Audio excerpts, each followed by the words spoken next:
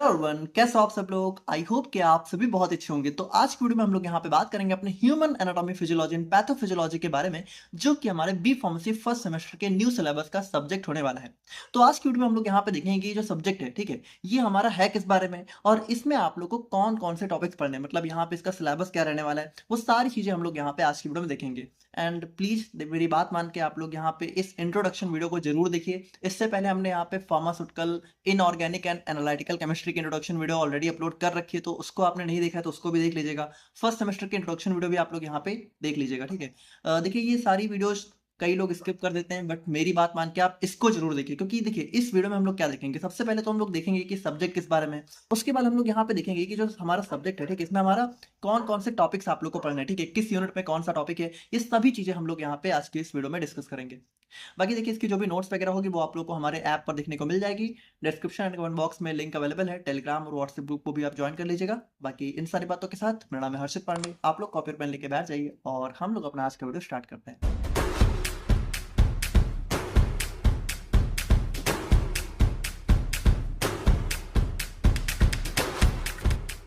अब देखिए, बात करें हम लोग यहाँ पे अपने human anatomy physiology and pathophysiology के बारे में, तो यहाँ पे देखिए इस सब्जेक्ट को समझने के लिए सबसे पहले हम लोग यहाँ पे तीन वर्ड्स पे फोकस करते हैं। देखो यहाँ पे आप लोग को तीन वर्ड दिख रहे हैं, एनाटॉमी, फिजियोलॉजी एंड पैथोफिजियोलॉजी। इन तीनों को अगर आप समझ गए तो ये सब्जेक्ट भी आप लोग यहाँ पे समझ जाओगे। देखिए, अगर हम लोग यहाँ पे बहुत सिंपली समझे तो यहाँ पे जो हमारा पहला वर्ड है एनाटॉमी, देखिए एनाटॉमी का सिंपल सा मतलब क्या होता है। एनाटॉमी का सिंपल सा मतलब होता है स्टडी ऑफ स्ट्रक्चर। यानी देखो, सबसे पहले तो आप ये समझो कि यहाँ पे आगे क्या लगा हुआ है, ह्यूमन। यानी यहाँ पे जो भी बात करेंगे वो हम लोग यहाँ पे ह्यूमन बॉडी के बारे में करेंगे, ठीक है। अब ह्यूमन बॉडी, देखो यहाँ पे ह्यूमन बॉडी की एनाटॉमी का मतलब हो गया, ह्यूमन एनाटॉमी का मतलब हो गया कि ह्यूमन बॉडी की एनाटॉमी, और ह्यूमन बॉडी की एनाटॉमी का मतलब हो गया ह्यूमन बॉडी का जो स्ट्रक्चर है। अब यहाँ पे देखिए, ह्यूमन बॉडी क्या है। ह्यूमन बॉडी में बहुत सारी चीजें हैं, जैसे ऊपर से हमें क्या दिखता है, ऊपर से हमें पूरी की पूरी हमारी स्किन दिखती है, उसके अंदर हमारे क्या है, बहुत सारे ऑर्गन है, बहुत सारे सिस्टम है। तो अब आप सिंपली समझो कि कोई भी ऑर्गन हो, कोई भी सेल हो, टिश्यू हो, स्ट्रक्चर हो, ठीक है, सिस्टम हो, जब आप लोग यहाँ पे उसके स्ट्रक्चर की स्टडी करते हो। स्ट्रक्चर मतलब क्या हो, देखो स्ट्रक्चर मतलब ये हो गया कि वो दिखने में कैसा है, ठीक है, उसका रूप रंग कैसा है, उसका साइज कैसा है, ठीक है, उसकी लोकेशन कहाँ पे है। ये सारी चीजें जब आप लोग पढ़ते हो तो वो चीज आ जाती है एनाटॉमी। देखो इसको बहुत सिंपल एग्जांपल समझो। अगर मान लो हम लोग यहाँ पे बात कर रहे हैं कि हमें किडनी की एनाटॉमी पढ़नी है, तो किडनी की एनाटॉमी पढ़ने का मतलब है कि किडनी यहाँ पे कैसी दिखती है। तो यहाँ पे देखिए, जैसे ये हमारी किडनी है। अब किडनी का जो शेप होता है ना, ये थोड़ा सा एक बीन शेप का होता है ना। बीन आपने देखा होगा, तो आप लोग को स्क्रीन पे भी दिख रही होगी, तो बिल्कुल बीन जैसी हमारी किडनी दिखती है, ठीक है। तो इसका शेप थोड़ा सा हमारा बीन जैसा होता है। उसके बाद देखिए, अब अगर हम लोग यहाँ पे कलर की बात करें तो किडनी का कलर थोड़ा सा हमारा रेडिश ब्राउन, मतलब हल्का सा, थोड़ा कह सकते हो डार्क रेड या फिर ब्राउन से टच करती हुई हमारा इसका एक कलर देखने को मिलता है। अब वेट की बात करें तो वेट इसका लगभग यहाँ पे कितना होता है, 120 से 170 ग्राम पर किडनी, है ना। हमारी बॉडी में कितनी किडनी होती है, नंबर कितने होते हैं, दो किडनी होती है। साइज कितना होता है, तो यहाँ पे लगभग ये 11 सेंटीमीटर लॉन्ग होती है, 6 सेंटीमीटर वाइड होती है, ठीक है, और 3 सेंटीमीटर यहाँ पे लगभग इसकी यहाँ पे हमारी कह सकते हो थिकनेस देखने को मिलती है। तो अब आप ये समझो कि जब हम लोग यहाँ पे इन सब चीजों की स्टडी कर रहे हैं तो ये हो गया हमारे यहाँ पे एनाटॉमी। एनाटॉमी का सिंपल सा मतलब क्या है कि जो भी बॉडी स्ट्रक्चर आप लोग पढ़ रहे हो, जैसे ये किडनी क्या है, किडनी के एग्जांपल है। ऐसे हम लोग यहाँ पे हार्ट की एनाटॉमी पढ़ सकते हैं, लंग की एनाटॉमी पढ़ सकते हैं, है ना। हम लोग यहाँ पे सभी हमारे बॉडी में जितने भी ऑर्गन्स हैं, सिस्टम है, ठीक है, उन सभी के जब हम लोग यहाँ पे स्ट्रक्चर की स्टडी करते हैं उसको हम लोग बोलते हैं एनाटॉमी, ठीक है। तो ह्यूमन एनाटॉमी आप लोग समझ गए, ठीक है। अब अगर हम लोग यहाँ पे बात करें ह्यूमन फिजियोलॉजी के बारे में, अब फिजियोलॉजी का मतलब क्या होता है।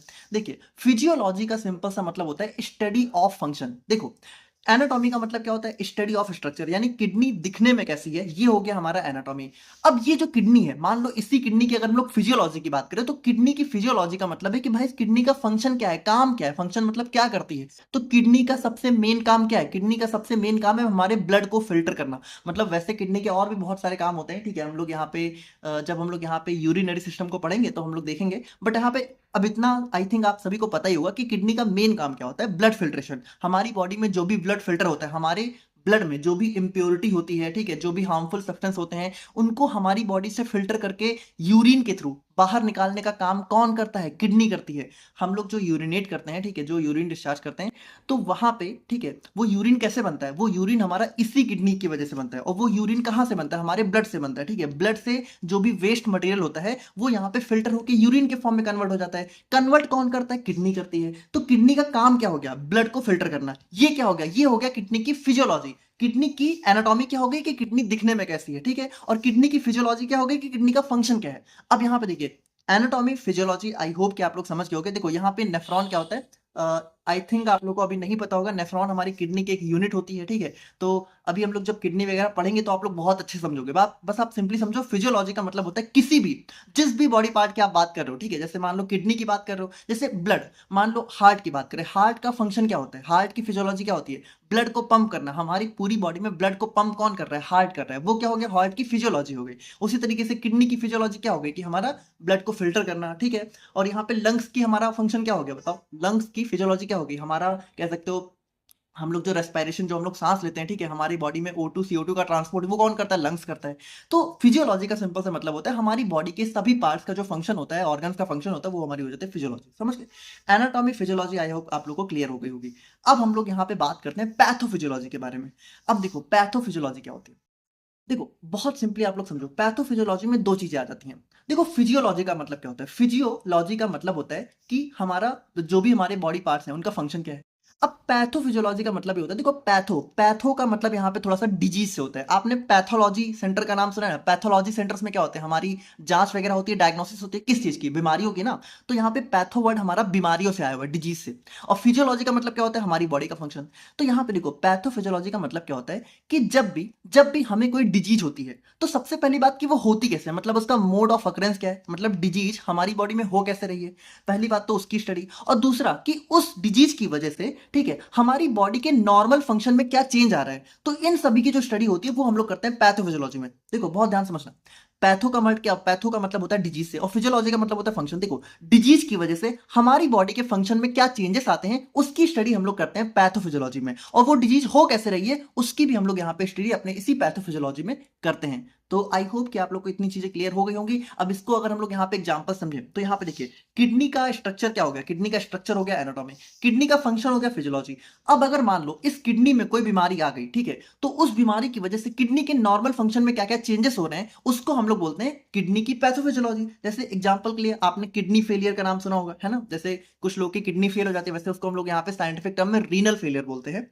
तो मान लीजिए किसी की किडनी अगर फेल हो गई है, तो किडनी फेल होने से क्या होता है कि किडनी का नॉर्मल काम क्या होता है, ब्लड को फिल्टर करना। लेकिन अगर किसी की किडनी फेल हो जाती है तो क्या होता है, वो ब्लड को फिल्टर नहीं कर पाती है, फिर उसको क्या कराना पड़ता है, डायलिसिस कराना पड़ता है, ठीक है। आई होप कि आपने डायलिसिस का नाम सुना होगा, ठीक है। एक बहुत फेमस पर्सनैलिटी भी है, ठीक है, जिनको यहाँ पे डायलिसिस से गुजरना पड़ता है। तो यहाँ पे देखिए डायलिसिस आपने सुना होगा, तो डायलिसिस क्यों होता है, क्योंकि किडनी यहाँ पे डैमेज हो जाती है, रीनल फेलियर हो जाता है, ठीक है। तो रीनल फेलियर की वजह से क्या हुआ, किडनी का नॉर्मल बॉडी फंक्शन क्या है, ब्लड को फिल्टर करना। अगर रीनल फेलियर क्या है, रीनल फेलियर हमारी एक डिजीज है, डिजीज की वजह से नॉर्मल बॉडी फंक्शन में क्या चेंज हुआ कि भाई इसकी फिल्ट्रेशन एबिलिटी खत्म हो गई, तो यहाँ पे किडनी ब्लड फिल्टर नहीं कर पा रही है। अब यहाँ पे देखिए पहली बात इतना तो हम समझ ही गए कि यहाँ पे देखो डिजीज क्या है, किडनी फेलियर यानी रीनल फेलियर, और इसकी वजह से नॉर्मल बॉडी फंक्शन में क्या चेंज हुआ, हमारा जो है लॉस ऑफ फिल्ट्रेशन एबिलिटी। अब ये हो कैसे रही है, तो देखिए जनरली किडनी कैसे फेल होती है, तो किडनी फेल होने के बहुत से रीजन हो सकते हैं। जैसे एक एग्जांपल के लिए मान लो अगर किसी को परसिस्टेंट हाइपरटेंशन है, परसिस्टेंट का मतलब होता है लगातार। मान लो किसी का हाइपरटेंशन का मतलब क्या होता है, हाइपरटेंशन का मतलब होता है हाई बीपी, ब्लड प्रेशर बढ़ जाना, ब्लड प्रेशर बढ़ जाना आपने सुना होगा, ठीक है, बहुत लोगों का बीपी हाई रहता है। तो अगर किसी का बीपी मान लो लगातार काफी समय से हाई है और वो दवा भी नहीं ले रहे, तो उसकी वजह से क्या होता है, देखो किडनी का काम क्या है, किडनी का काम है ब्लड को फिल्टर करना। ब्लड कहाँ फ्लो होता है, ब्लड फ्लो होता है हमारी ब्लड वेसल में, ठीक है। अब अगर अगर जो हमारा ब्लड प्रेशर है वो लगातार बहुत ज्यादा हाई है, तो वहां पे क्या होगा, किडनी को बहुत ज्यादा कह सकते हो लोड पड़ जाता है, ठीक है। उस हाई ब्लड प्रेशर से जब किडनी यहाँ पे फिल्ट्रेशन करती है तो किडनी को बहुत लोड पड़ता है। तो अगर ये ब्लड प्रेशर लगातार हाई रहा तो किडनी को लगातार डैमेज होता रहेगा। अब जब किडनी को लगातार डैमेज होगा तो क्या होगा, धीरे धीरे यहाँ पे किडनी की फिल्ट्रेशन एबिलिटी पहले स्लो होगी, है ना, पहले पूरी तरीके से नहीं खत्म होती, पहले थोड़ा स्लो होती है।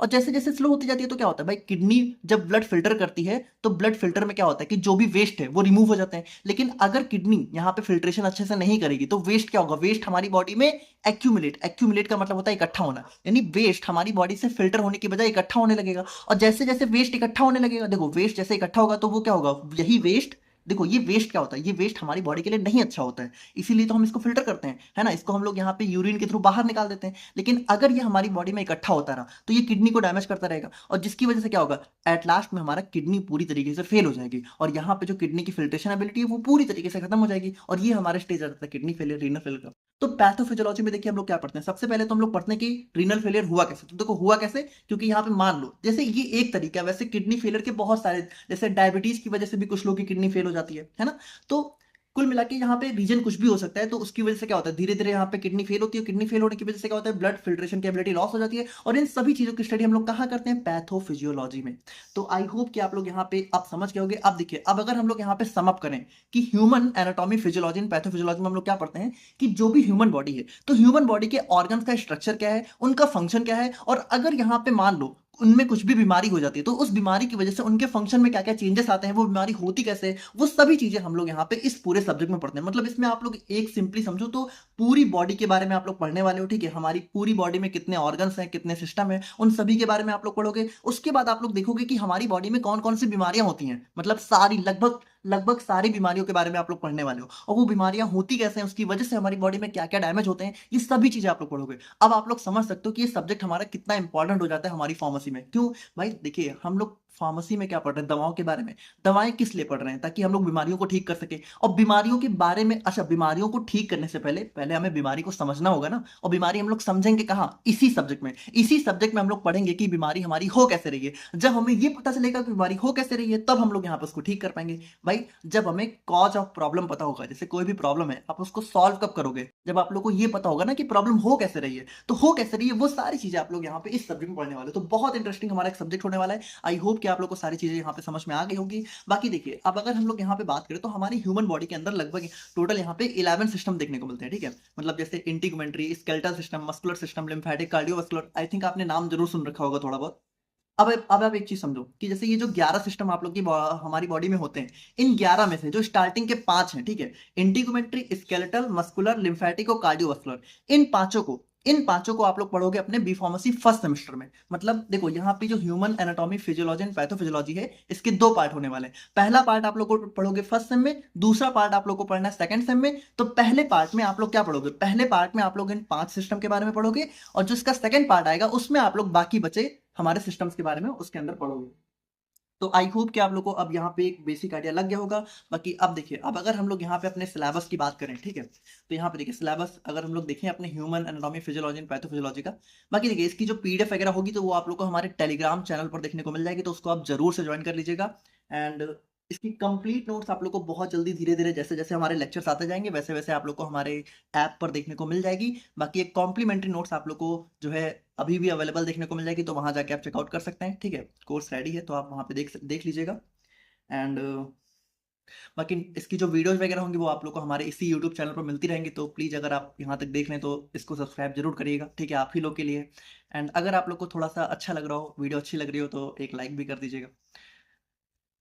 तो अब अगर हम लोग यहाँ पे यूनिट नंबर 1 की बात करें, तो यूनिट 1 में देखिए आप लोगों को क्या क्या पढ़ना है। यूनिट 1 में सबसे पहले आप लोग पढ़ोगे ह्यूमन बॉडी के बारे में। मतलब सबसे पहले हम लोग ह्यूमन बॉडी का एक इंट्रोडक्शन देखेंगे, ओवरव्यू देखेंगे कि हमारी बॉडी में क्या क्या चीजें होती हैं, ठीक है। इसमें हम लोग यहाँ पे थोड़ा सा देखेंगे कि हमारी बॉडी में कौन कौन से सिस्टम होते हैं बॉडी में। मतलब यहाँ पे ये जो पूरे 11 सिस्टम है, इनका एक ओवरव्यू, मतलब इनका एक शॉर्ट इंट्रोडक्शन आप लोग सबसे पहले इसी में पढ़ लोगे, यूनिट 1 में, ठीक है। और उसके बाद हम लोग देखेंगे कि स्कोप क्या होता है, मतलब ये फिजियोलॉजी, एनाटॉमी, फिजियोलॉजी, पैथोफिजियोलॉजी का स्कोप क्या है, ठीक है। उसके बाद यहाँ पे होम्योस्टेसिस क्या होता है, तो ये सारी चीजें हम लोग यहाँ पे पहले चैप्टर में पढ़ेंगे। उसके बाद देखिए सेकंड चैप्टर हमारा जाता है structure and function of cell. अब यहाँ पे देखिए, ये जो सेल है, यहाँ पे आप लोग सेल के बारे में बहुत डिटेल में पढ़ोगे, और उसी के साथ साथ आप लोग यहाँ पे टिश्यू के बारे में भी बहुत डिटेल में पढ़ने वाले हो, ठीक है। तो सबसे पहले आप लोग सेल के बारे में, मतलब सेल क्या होती है, सेल के अंदर कौन कौन से ऑर्गेनल्स होते हैं, ठीक है, सेल डिवीजन कैसे होता है, सेल जंक्शन क्या होता है, ये सारी चीजें पढ़ोगे। फिर सेकंड चैप्टर में आप लोग पढ़ोगे यहाँ पे टिश्यू के बारे में, ठीक है। जैसे हमारी बॉडी में 4 टाइप के टिश्यू देखने को मिलते हैं, एपिथेलियल, मस्कुलर, नर्वस और कनेक्टिव। तो इन सभी के बारे में आप लोग यहाँ पे पढ़ोगे। उसके बाद देखिए, अब थर्ड चैप्टर कहाँ आ जाता है, थर्ड चैप्टर आ जाता है basic principle of cell injury and adaptation. अब इसमें आप लोग क्या पढ़ोगे, देखो हमारे सब्जेक्ट का नाम क्या है, human anatomy physiology and pathophysiology. तो देखिए, जो एनाटॉमी एंड फिजियोलॉजी है सेल और टिश्यू की, वो आप लोग इन दोनों में पढ़ोगे। अब इनकी अब जो सेल और टिश्यू के अंदर जो जो डिजीज होती हैं, ठीक है, जो जो प्रॉब्लम हो सकती हैं, ठीक है, जो जो डिसऑर्डर्स हो सकते हैं, उनको आप लोग पढ़ोगे इस थर्ड चैप्टर में। इसमें आप लोग पढ़ोगे कि हमारी सेल के अंदर इंजरी कैसे होती है, ठीक है, सेल डैमेज कैसे हो जाता है, और सेल डेथ कैसे होती है। ये सारी चीजें आप लोग यहाँ पे, मतलब सेल से रिलेटेड जो भी यहाँ पे बीमारियां हैं, ठीक है, जो भी प्रॉब्लम्स हैं, उन सभी के बारे में आप लोग यहाँ पे पढ़ोगे, ठीक है।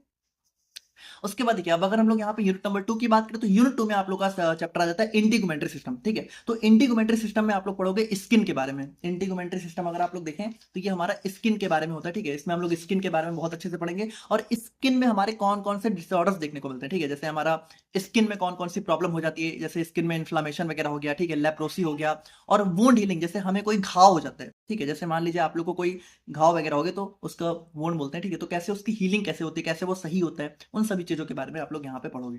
उसके बाद देखिए नेक्स्ट चैप्टर हमारा स्केलेटल सिस्टम आ जाता है। तो स्केलेटल सिस्टम मतलब जो हमारा बोन्स, ठीक है, तो हमारी बॉडी में जो भी बोन्स वगैरह होती हैं, इन बोन्स के बारे में हम लोग यहाँ पे स्केलेटल सिस्टम के अंदर पढ़ेंगे। और यहाँ पे जॉइंट्स, जैसे हमारी जो भी जॉइंट्स होते हैं, जैसे बोन्स क्या होती हैं, एक दूसरे से जॉइंट से जुड़ी होती हैं, तो उन जॉइंट्स के बारे में और उससे रिलेटेड यहाँ पे जो भी डिसऑर्डर्स वगैरह देखने को मिलते हैं, ठीक है, वो सभी चीजें हम लोग यहाँ पे, जैसे यहाँ पे देखिए disease of bones and joints, यानी बोन्स और जॉइंट से जुड़ी कौन कौन सी बीमारियां होती हैं, वो आप लोग यहाँ पे इस थर्ड चैप्टर में पढ़ोगे। ठीक है, तो ये हमारा यूनिट 1 और यूनिट 2 का सिलेबस हो जाता है। उसके बाद देखिए अगर हम लोग यहाँ पे यूनिट नंबर 3 की बात करें तो यूनिट 3 में आप लोग पढ़ोगे body fluids, blood and lymphatic system. अब यहाँ पे देखिए, यहाँ पे आप लोग क्या पढ़ोगे, यहाँ पे आप लोग पढ़ोगे कि हमारी बॉडी में जो ब्लड होता है, ठीक है, तो ब्लड क्या होता है, ब्लड के अंदर हमारे कौन कौन सी चीजें होती हैं, जैसे ब्लड के अंदर आरबीसी होता है, डब्ल्यूबीसी होता है, ये सारी चीजें आप लोग पढ़ोगे। फिर लिम्फेटिक सिस्टम, अगर आपने लिम्फ पढ़ा हो, ठीक है, तो लिम्फ के बारे में भी आप लोग पढ़ोगे। फिर आप लोग यहाँ पे क्या पढ़ोगे, अब यहाँ पे देखिए ब्लड और लिम्फेटिक सिस्टम से रिलेटेड जो भी डिसऑर्डर्स और बीमारियां हैं, उनके बारे में आप लोग यहाँ पे सेकंड और थर्ड चैप्टर में पढ़ोगे। जैसे थर्ड चैप्टर में आप लोग पढ़ोगे, जैसे हमारा ब्लड की कमी से क्या क्या होता है, ब्लड की कमी से एनीमिया हो जाता है। ठीक है, तो अलग अलग टाइप की एनीमिया के बारे में आप लोग यहाँ पे पढ़ोगे। और यहाँ पे सेकंड चैप्टर में आप लोग पढ़ोगे basic mechanism of inflammation and repair. ठीक है, तो इन्फ्लामेशन कैसे होता है, ठीक है, तो उन सब के बारे में आप लोग यहाँ पे पढ़ोगे। उसके बाद देखिए यूनिट नंबर 4 की बात करें तो यूनिट 4 में आप लोग पढ़ोगे हमारा नर्वस सिस्टम। अब देखिए नर्वस सिस्टम मतलब क्या होता है, हमारा कह सकते हो जो ब्रेन, ब्रेन और स्पाइनल कॉर्ड, मतलब जो हमारा मस्तिष्क है, दिमाग है, ठीक है, तो उसके बारे में आप लोग यहाँ पे पढ़ोगे। अब वैसे देखो अगर हम लोग बात करें ना, तो नर्वस सिस्टम के दो टाइप होते हैं, एक होता है हमारा सेंट्रल नर्वस सिस्टम, एक होता है पेरिफेरल। तो यहाँ पे आप लोग पूरा मेन नर्वस सिस्टम नहीं पढ़ोगे। जैसे मैंने आप लोग को स्टार्टिंग में बोला ना कि आप लोग को सिर्फ 5 ही सिस्टम के बारे में पढ़ना है, लेकिन नर्वस सिस्टम तो सातवां है। तो देखो इसके बारे में डिटेल में आप लोग सेकंड सेम में पढ़ोगे, लेकिन इसका एक छोटा सा पार्ट आप लोग यहाँ पे यूनिट नंबर 4 में पढ़ोगे। उसके बाद स्पेशल सेंसर में आप लोग यहाँ पे आई, ईयर, नोज, टंग, इन सब के बारे में पढ़ने वाले हो। ठीक है, और इनसे रिलेटेड जो भी बीमारियां होती है, जैसे कि ग्लाउकोमा हो गया, मायोपिया हो गया, ठीक है, और हमारा वर्टिगो, तो ये सारी मतलब कह सकते हो जो भी बीमारियां होती हैं हमारी आंखों से रिलेटेड, हमारी ईयर नोज से रिलेटेड, उन सब के बारे में आप लोग यहाँ पे पढ़ोगे। उसके बाद देखिए फाइनली हम लोग यहाँ पे यूनिट 5 की बात करें तो यूनिट 5 में सबसे पहले आप लोग पढ़ोगे हार्ट के बारे में बहुत ही डिटेल में, कि मतलब हमारा हार्ट क्या होता है, ब्लड वेसल्स क्या होती हैं, कितने टाइप की होती है, ठीक है, वेन्स क्या होते हैं, आर्टरी क्या होती हैं, हमारा हार्ट के अंदर ब्लड फ्लो कैसे, ब्लड, हमारा हार्ट ब्लड पंप कैसे करता है, ठीक है, रेगुलेशन कैसे होता है, ये सारी चीजें आप लोग पढ़ोगे। ईसीजी के बारे में आप लोग पढ़ोगे। उसके बाद आप लोग क्या पढ़ोगे, हार्ट से रिलेटेड जो भी बीमारियां, जैसे हाइपरटेंशन, हाइपरटेंशन का मतलब बीपी बढ़ जाना, हार्ट फेलियर, ठीक है, एंजाइना हो गया, और हमारा कोरोनरी आर्टरी डिजीज हो गया, तो इन सभी के बारे में आप लोग यहाँ पे इसके अंदर पढ़ोगे। तो यहाँ पे देखिए ये हमारा ह्यूमन एनाटॉमी एंड फिजियोलॉजी का एक सिलेबस ओवरव्यू हो जाता है। आई होप कि आप लोग को सारी चीज़ें समझ में आई होंगी। बाकी अगर आप लोग को वीडियो अच्छी लगी हो तो इसको अपने दोस्तों के साथ भी जरूर शेयर करिएगा, एक लाइक और एक कमेंट जरूर करिएगा। एंड बहुत जल्द आप लोग को इन सभी टॉपिक्स की वीडियो लेक्चर देखने को मिल जाएंगे, तो आप परेशान मत होइएगा। बाकी मिलते हैं हम लोग यहाँ पे नेक्स्ट सब्जेक्ट के इंट्रोडक्शन वीडियो के साथ, तब तक के लिए थैंक यू सो मच।